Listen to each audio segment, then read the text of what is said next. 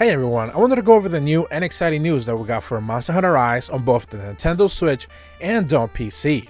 And today we're going to be checking out a couple of brand new developer campaign updates. This is pretty much a thing that Capcom has been doing on Twitter ever since, I believe, August of last year, where the developers go ahead and provide us with a little bit of developmental background and staff opinions and ideas as to like how it is that they made a very specific area into the game, what kind of ideas led them to make some tweaks when it comes to performance changes for the Nintendo Switch specifically, or anything along those lines. They've been doing these updates for quite a bit now. I've been trying to cover most of them because we end up getting interesting details regarding specific areas in the game that we don't necessarily pay too much attention to. And today we're checking out two specific spots in the Frozen Isles, and the very first one that I want to talk about is of course posted in Japanese, and after a translation that actually reads, "Here's the shipwreck after the ancient battle.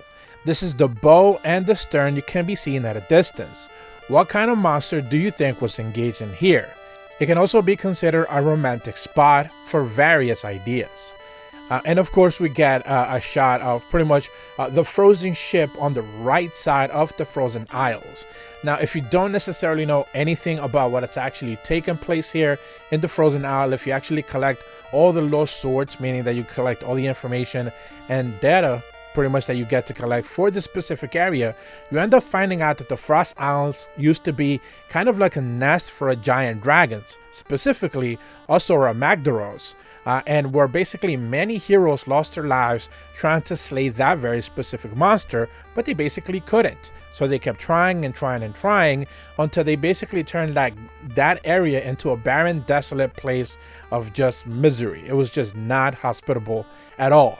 At the center of the island, basically you'll be able to find his head of the dragon bones essentially, and the remnants of the dragon ship itself. You also see one of the big spear dragonators, I guess it would be called, and many places where you're going to be able to find like the skeletal remains of the monster himself.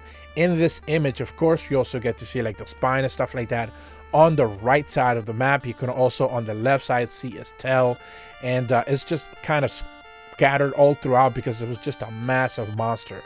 So there's a lot of lore specifically for this area where the hunters eventually kind of just got shipwrecked after they took it down. So they had to deal with pretty much the local monsters and they basically couldn't survive. So that is the lore that they are referring to in this specific image without going into further detail, which is a bit of a shame since it's so interesting. Moving over to the second image, we take a look at the comment that actually reads, "This is a point where you can climb the vast mast of the ship for a great place of view.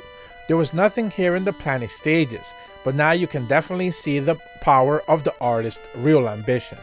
Now, this is something referencing one of the original developer interviews that we went over, where they spoke very specifically about wanting to make sure that all those surrounding areas that you do get to see in a very specific map are kind of like considered and like make sense as to where it is they're located around Camera Village.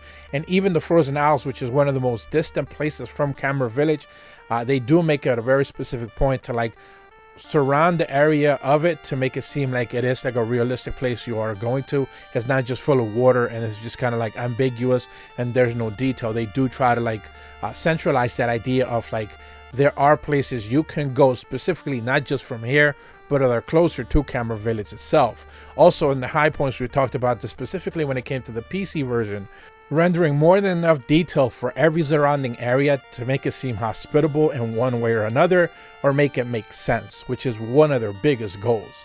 But that's about all the two images that I do quickly wanted to go over. I always like these type of updates because they provide us with details regarding the world around itself that you don't necessarily pay attention to whenever you're choosing to play Monster Hunter Rise. If you're brand new to my channel, be sure to leave a like and subscribe, hit the bell to receive notifications when the videos go up, and as always, thank you so much for watching. See ya.